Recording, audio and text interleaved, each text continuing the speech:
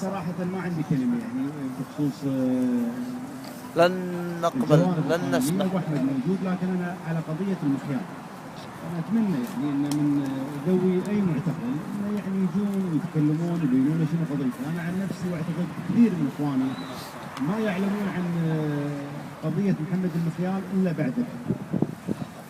نسمع كلام عام أنه هو عنده مشكلة في الطب النفسي وكذا، لكن احنا نتمنى من إخواننا إحنا ما نعلم إذا كان هناك معتقلين آخرين غير المخيار، لكن نتمنى أن أي واحد من ذوي المعتقلين يجي يتكلم ويقول لنا شنو المشكلة، وكنا ما عندنا أي مشكلة، نتضامن مع الجميع سواء من إخواننا الكويتيين أو إخواننا الجديدين.